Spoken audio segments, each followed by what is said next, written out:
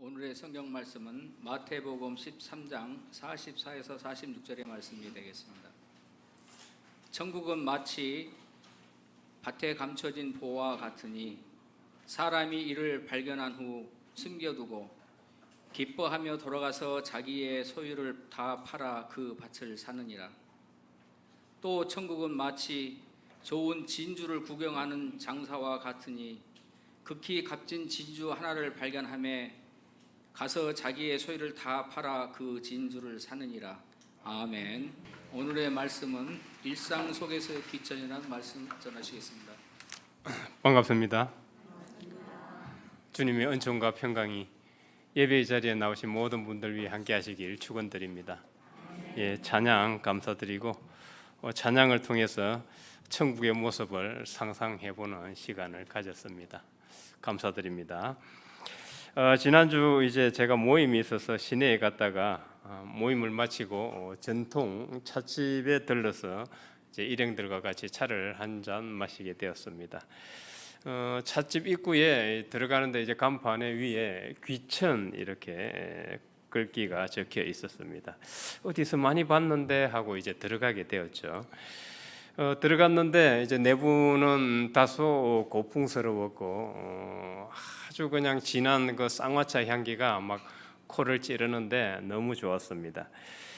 그리고는 이제 쭉 둘러보는데 막 벽에 액자에 막 시들이 쓰여져 있고 나무판에도 시가 쓰여져 있었습니다. 딱 눈에 띄는 게 그 나무판에 쓰여진 그 시인데 천상병 시인의 귀천이었습니다. 이제 차를 주문을 하고 차가 나오기까지 이제 귀천 그 시를 나무판에 있는 적혀 있는 그 시를 이렇게 감상을 하고 기다리고 있었습니다. 그 시를 이제 아시는 분도 있고 모르시는 분도 있을 텐데 제가 한번 읽어드리겠습니다. 나 하늘로 돌아가리라.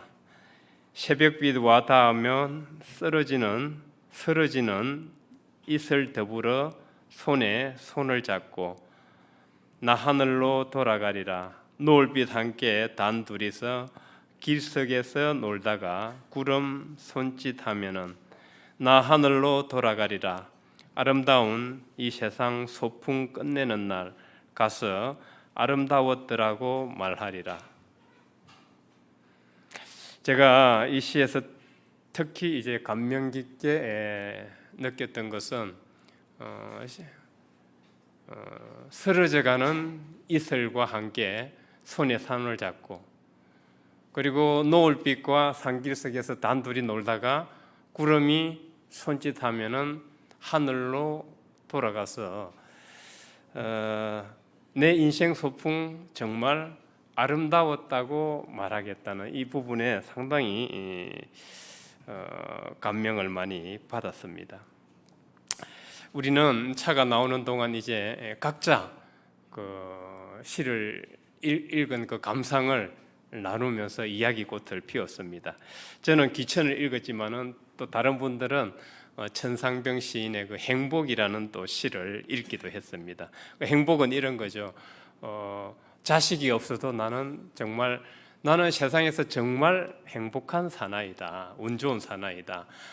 나는 아내가 찻집을 해서 경제적으로 문제 없으니까 행복하다. 나는 자식이 없어서 그 자식한테 얽매이지 않으니까 행복하다. 그리고 나는 막걸리를 좋아하는데 아내가 막걸리를 매일 사주니까 행복하다. 아내가 예쁘니까 내가 다른 여자한테 눈을 안 돌려서 나는 행복하다. 이런 소박한 시예요. 서로 이제 읽으면서 그 차가 나오기까지 서로 감상을 나누었어요. 한번 시간 되면 그쪽에 한번 가보시기 바랍니다. 그래서 이제 그러는 와중에 이제 쌍화차가 나왔어요. 제가 주문했던 쌍화창. 그 쌍화창이 들어올 때 그 코를 얼마나 이렇게 진하게 자극을 하든지 제가 쌍화차를 시킨 거죠. 아니나 다를까 제가 먹어본 쌍화차 중에 가장 맛있었던 것 같아요. 호두, 잣, 호두 그리고 대추가 이제 동동동동 떠 있는데 그 맛이 정말 천국의 맛이었어요. 아마 귀천이라는 시를 감상하면서 마셔서 그런지 천국의 맛을 느꼈습니다. 우리는 귀천하는 것, 하늘로 돌아가는 것, 하늘을 느끼는 것, 이게 우리 인생이 종결하는 날, 우리가 하나님께서 주신 사명을 다 감당하고 흙으로 돌아가는 날, 그날만이 귀천일까? 그것은 아닐 것이다. 우리가 인생의 여정을 하는 과정에서 우리는 얼마든지 이 하늘을 느낄 수 있고 천국을 경험할 수 있다고 생각을 했습니다.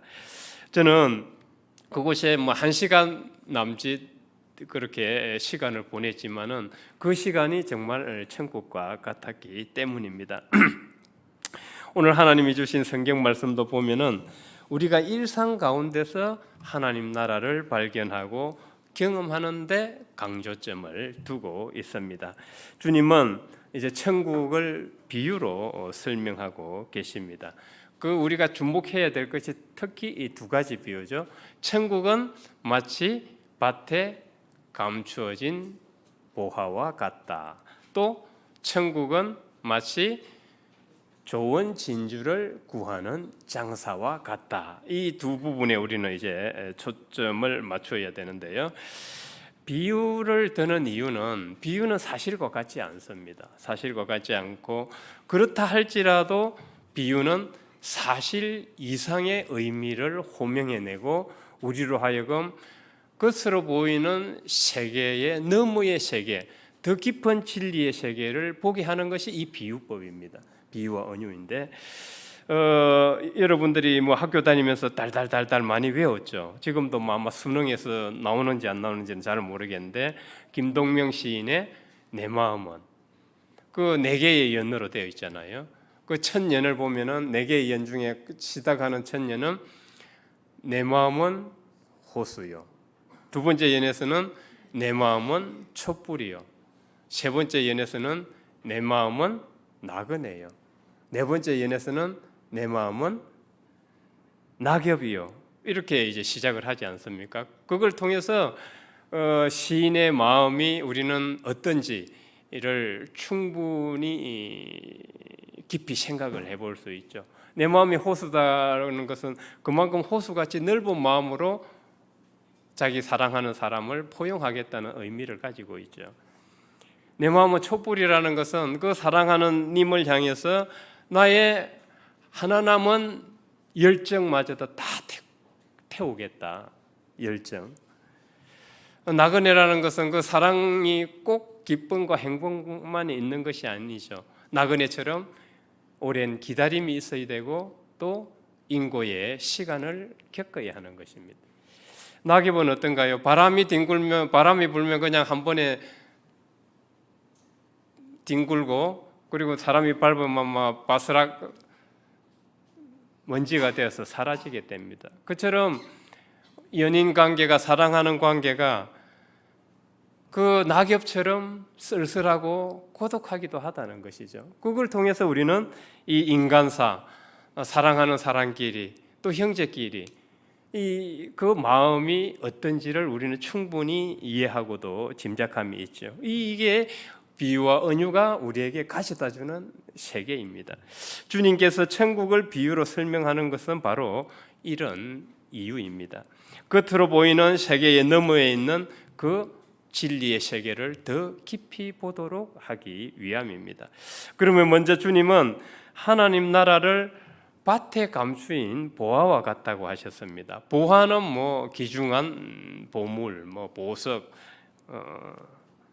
보물 이런 것이 다 될 것인데 보석 중에 어떤 것이 가장 비싼 보석일까요? 다이아몬드. 홍콩 소더비 경매 시장에서 2017년에 60갤럿의 분홍색 다이아몬드가 경매에서 거래가 되었습니다. 얼마에 거래되었냐 하면은 지금으로부터 뭐 17년이니까 8년 전이네요. 8년 전에 $7,000,000. 지금 하나로 계산하면은 천억 원. 그게 세상에서 가장 비싼 보석입니다. 그런데 우리가 여기서 이제 성경에서 주의할 것은 보화라는 것을 헬라어 원 의미로 볼 때 단수를 말하지 않아요. 그냥 단순히 보석 하나, 보물 하나를 말하지 않습니다. 집합적인 의미예요. 보물 창고. 쉽게 말하면 이 성경에서 말하는 보화는 보물 창고와 같은 거예요. 그러니까 주님은 천국은 마치 밭에 감추인 보물 창고와 같다. 보물 창고와 같다. 여러분들 이제 보물을 찾는 영화를 많이 보셨을 거예요. 그 해리슨 포드 주연한 인디아나 존스 시리즈. 그거 다 보면은 이제 보물을 찾아 나가는 거잖아요. 인디아나 존스 3에 보면은 이제 그 페트라가 나와요. 페트라의 그 뭐 궁이 하나 나오는데 그게 이 페트라의 사음에 이제 그 굴을 파서 만들어 놓은 성이에요. 그 이제 페트라에서 찍은 건데 어쨌든 그 귀중한 보물을 찾기 위해서 세상에 가장 가치 있는 보물을 찾기 위해서 자신의 목숨까지 걸고 생명까지 걸고 이제 보물을 찾는 여행을 하는 것을 우리는 이제 그 스토리를 알고 있습니다. 그러니까 예수님이 든 이 비유를 보면은 천국은 마치 밭에 감추인 보물 창고와 같다. 세상에서 가장 값진 것이라는 거죠. 값진 것을 이제 농부가 우연히 운 좋게 발견한 것입니다. 여러분들이 만일에 세상에서 가장 값진 보물을 갖다가 발견했다 치면은 어떻게 하겠어요? 당연히 뭐 기뻐서 날뛰겠지요. 기뻐서 날뛰어서 뭐 모든 것을 다 처분을 하더라도 세상에서 그 가장 값진 보물을 자기 소유로 할 것입니다. 만일 세상에서 값진 보물 창고를 발견했는데 아무 감정도 없다. 어떨까요? 둘 중에 하나겠죠. 바보든지 황금을 돌보듯이 하는 뭐 최영 장군 수준에 이르렀든지 둘 중에 하나겠죠. 아무튼 농부는 그 세상에서 가장 가치 있는 보물 창고를 우연히 운 좋게 발견했습니다. 그래서 기뻐서 집에 가서 자기 소유를 다 팔아서 그 보화를 자기 소유로 하게 됩니다. 이어서 주님은 하나님 나라는 좋은 진주를 구하는 장사와 같다. 여기서 좋은 진주는 뭐 일반적으로 가지고 있는 그런 괜찮은 그 진주를 말하는 게 아닙니다. 여기서 좋은 진주를 구한다고 할 때 헬라어 원 의미는 갈망하면서 추구한다는 의미예요. 그러니까 그 정도로 지금 아주 원하는 거예요, 자기가. 그러면 이 사람은 적어도 대시한테 진주를 주면 가치가 있을까요? 없죠. 적어도 이 사람은 진주가 어떤 가치를 지니고 있다는 것을 잘 알고 있는 거예요. 그 앞에 농부는 그냥 운 좋게 발견했지만은 이 진주를 구하는 장사꾼은 적어도 진주의 가치에 대해서 잘 알고 있는 거예요. 그래서 구한다고 했을 때 아주 자기의 갈망하는 걸 찾기 위해서. 그러면 갈망한다면 전력투구를 할 수밖에 없겠죠. 우리는 갈망한다는 단어를 그냥 뭐 아무렇지도 않게 그냥 감이 위에서 떨어지길 바랄 때 우리는 갈망한다 그러나요? 그러지 않잖아요. 자기가 막 어떻게 애써서 전력투구해서 그걸 가지려고 할 때 우리는 갈망을 한다 그래요. 그러니까 여기서 좋은 진주를 구한다는 것은 진주 중에 진주. 그 뒤에 보면은 극히 값진 진주라고 합니다. 극히는 세상에서 아주 희귀하고 드물다는 얘기죠. 잘 없다는 얘기예요. 최근에 필리핀 해안에서 뭐 몇 년 전인데 어부가 발견한 천년 진주가 있습니다. 일명 어부의 진주라고 해요. 34kg 진주. 가치가 얼마나 될까요? 한화로 1,100억 원의 거래가 되었습니다.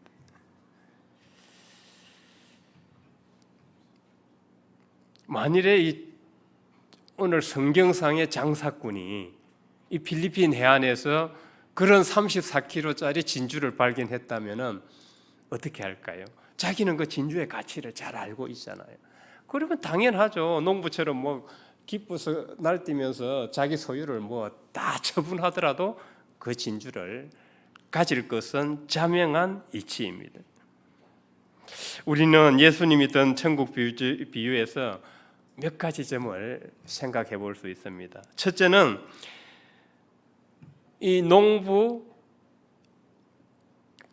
첫째는 천국은 일상의 삶 속에서 누구나 경험할 수 있다는 거예요. 농부 그리고 진주를 구하는 장사, 이 사람들은 우리 일반 보통 사람을 대표하고 있는 겁니다. 그러니까 누구나 천국은 허락되어 있다. 또 일상에서 경험할 수 있다는 것을 말하고 있습니다. 교회만 다니는 사람이 천국을 소유하고 천국을 가지는 것이 아니라는 말이죠. 우리는 그 착각에 빠지면 안 되죠. 20세기 위대한 신학자 중 한 명인 칼라노는 익명의 그리스도인이라는 신학을 강조했습니다. 익명의 그리스도인. 우리 벌써 이 제목만 봐도 지금 모두가 하나님의 자녀라는 말입니다. 너는 하나님 교회 다니니까 하나님의 자녀고, 너는 교회 안 다니니까 너는 지옥 불못에 갈 사람이고, 이게 아닌 거예요. 모두가 하나님의 자녀인데 익명의 그리스도인들은 아직까지 예수님을 모를 뿐이에요. 그렇지만은 하나님 안에서 하나님의 자녀로 지금 살아가고 있는 겁니다. 아직 자각을 못했고 예수님을 받아들이지 못했을 뿐이에요. 하나님이 계시한 메시아를 알지 못할 뿐이죠. 그렇기 때문에 칼라노의 신학에 의하면 모두가 하나님의 자녀고 모두는 하나님 안에서 호흡하고 활동하고 그리고 살아가고 있는 것입니다. 이렇게 본다면은 우리가 모든 우리 삶에서 하나님과 깊은 신앙을 맺고 자각하는 신앙으로 가게 된다면은 우리의 모든 삶이 실제로는 천국을 경험하는 삶이 되는 것입니다. 저는 아침에 요즘 새벽기도 때 이제 아침에 일어나면서 요즘은 계속 저도 나이가 들어가는 것 같아요. 우리 어르신들 앞에서 나이 얘기하기 좀 부끄럽기는 하지만은 저도 나이가 들어가는 것 같아요. 이제는 하루하루 아침에 일어날 때 너무 감사한 거예요. 아, 내가 아침에 일어날 때 의식이 있구나.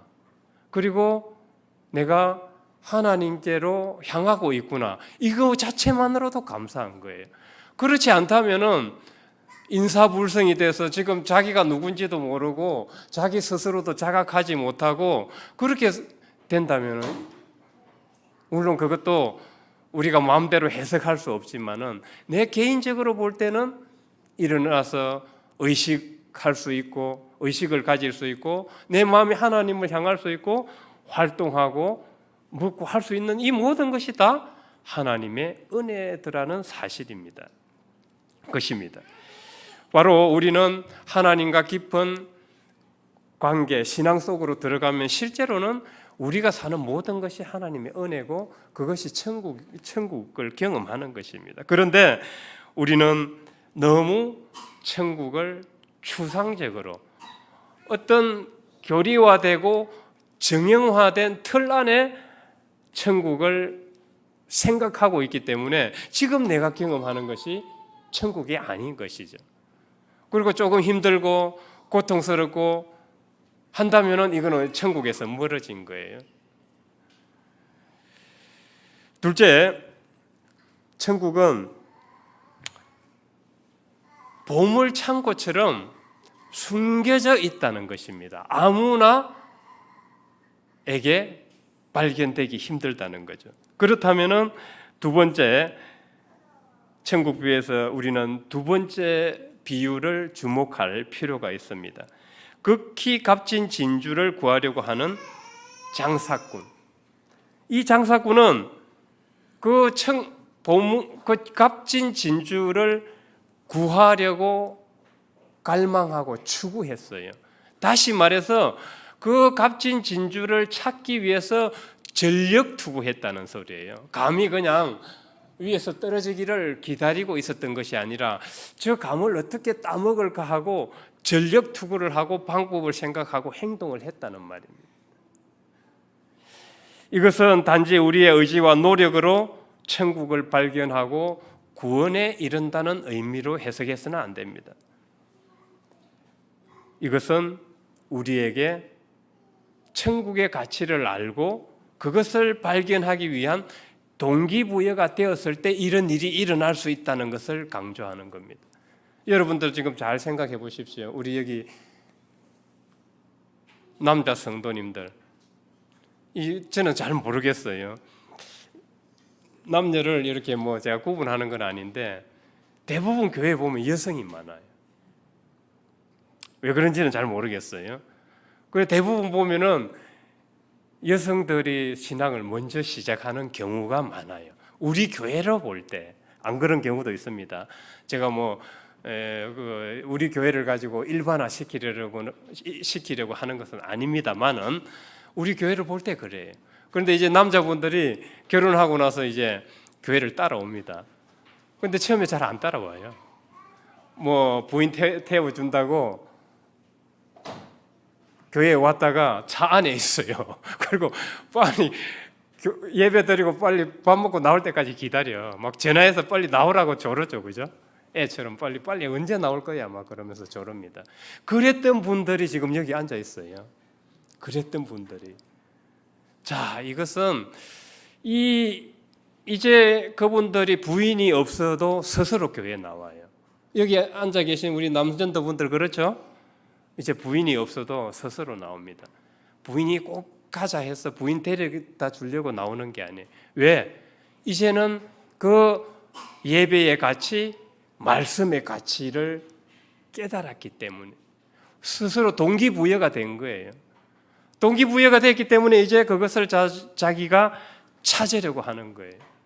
예배 가운데 하나님의 은혜를 체험하고 그리고 그 속에서 하나님의 임재를 발견하려고 하는 거예요.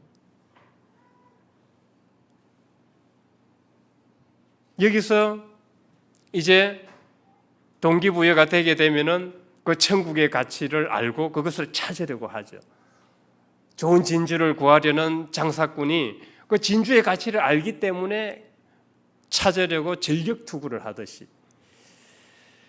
그래서 우리는 이 천국의 가치, 말씀의 가치를 알기 위한 동기부여가 되는 것이 중요하다.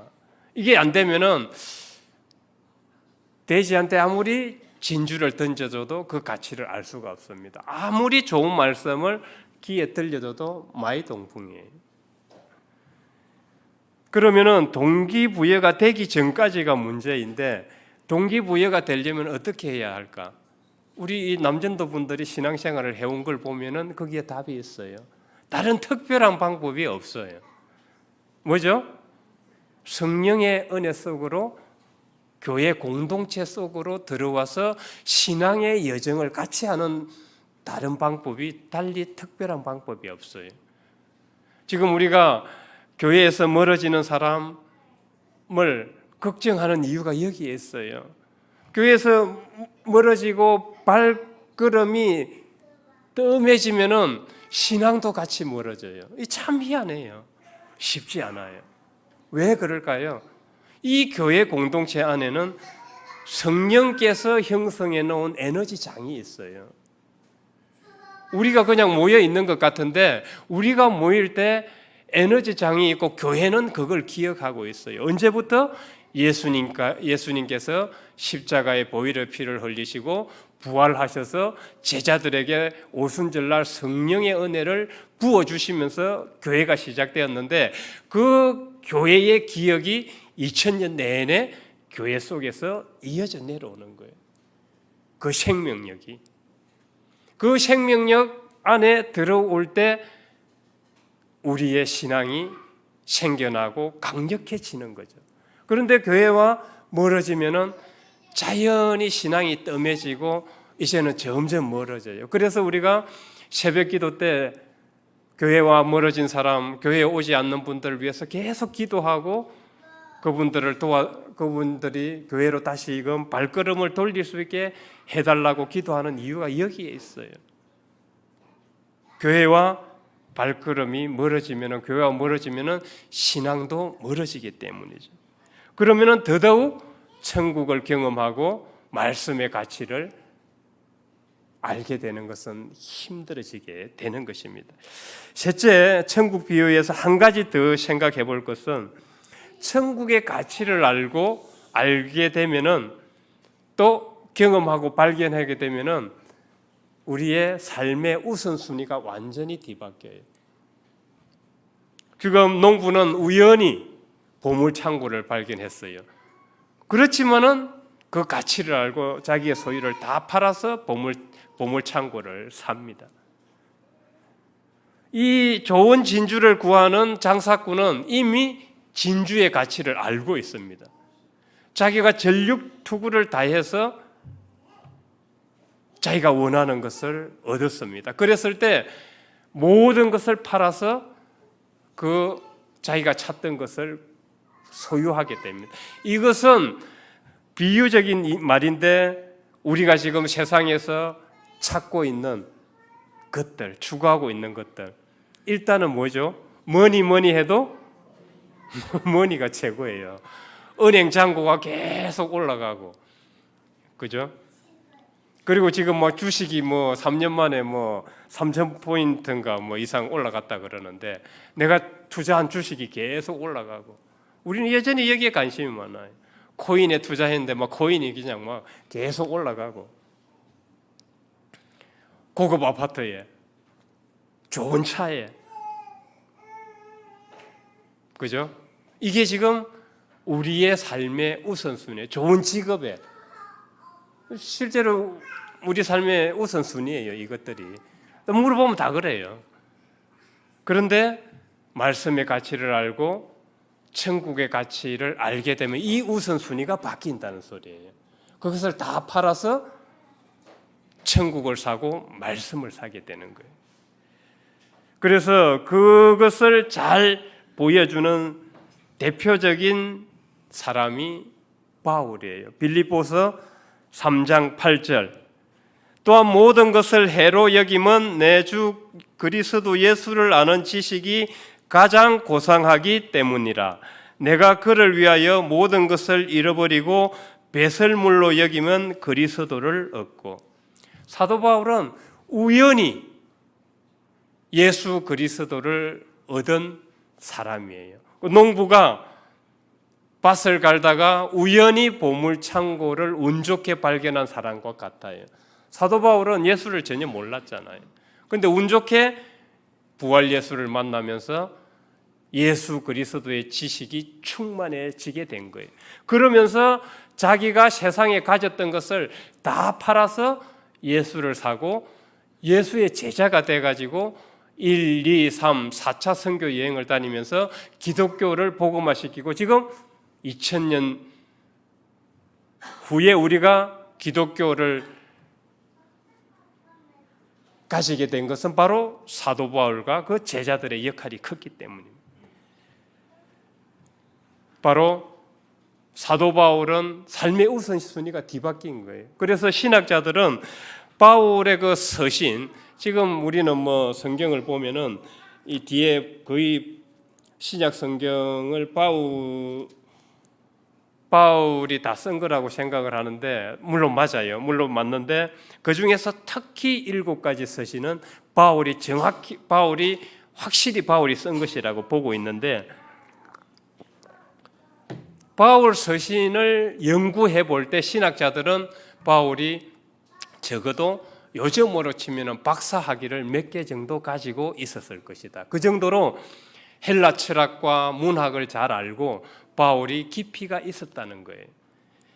그런 바울이 자기의 그런 세상적인 지식이라든지 학벌이라든지 그런 걸 자기가 바리새인이었던 걸 이런 걸 내세우지 않아요. 예수의 지식이 충만해지면서 모든 것은 다 배설물로 우선순위가 완전 뒤바뀌게 됩니다. 사랑하는 성도 여러분, 천국은 일상의 상 가운데 발견될 수 있다는 것을 우리는 생각해 봤습니다. 하나님은 누구나에게 천국을 허락하셨습니다. 문제는 천국은 우연히 발견할 수도 있지만은 천국의 가치를 알고 동기부여가 되어서 그걸 찾고자 갈망하는 자에게 주어질 수 있다는 것입니다. 그것은 특별한 방법이었고 2000년 이래로 예수께서 그의 공동체 내에 형성해 놓은 그 성령의 장 안에서 같이 신앙생활을 하고 여정을 해 나가는 것입니다. 예배드리고 찬양하고 기도하고 모임하고 나누고 그리고 봉사활동하고 하는 것이에요. 특별한 것이 없습니다. 그 과정 속에 우리는 말씀의 가치와 천국의 가치를 알고 갈망하고 열정적으로 찾는 동기부여가 될 것입니다. 그렇게 해서 우리는 천국의 가치를 몸소 체험하고 일상에서 경험하는 그런 신앙으로 가게 될 수 있습니다. 성도 여러분, 우리는 이제 천국이 일상에서 경험할 수 있다는 것을 생각해 보았습니다. 중요한 것은 동기부여입니다. 동기부여를 위해서면은 되려면은 교회 공동체 내에서 신앙의 여정을 같이 해야 된다는 것입니다. 그렇게 해서 천국의 가치를 알고 천국을 일상에서 경험함으로써 우리의 신앙의 단계가 한층 더 성숙해지길 주님의 이름으로 축원드립니다. 하나님 아버지 감사드립니다. 저희들이 천국을 일상에서 경험할 수 있다는 것을 생각해 보았습니다. 그러기 위해서는 천국의 가치를 알고 동기부여가 되어야 하며 동기부여가 되려면은 하나님께서 2000년 이래 교회 공동체에 내에 형성해 놓은 생명의 에너지 장속으로 들어와서 신앙의 여정을 같이 해야 된다는 것을 생각해 보았습니다. 아직도 영적으로 방황하고 육적인 인간적인 시험을 때문에 교회에 나오지 못하고 교회의 발걸음을 디디지 못하는 형제들이 있습니다. 마음은 있으나 또 여러 가지 인간적인 심리 문제로 또 오지 못하는 경우도 있습니다. 하나님 아버지 그 모든 장벽을 거두어 주시고 하나님께서 그들이 다시금 교회로 발걸음을 돌리고 천국의 가치를 체험하고 동기부여가 되어서 일상에서 천국을 경험함으로써 신앙의 단계가 한층 더 성숙해질 수 있도록 하시고 우리 역시 그러한 신앙의 길을 갈 수 있도록 인도하여 주옵소서. 예수 그리스도 이름으로 기도드립니다. 아멘.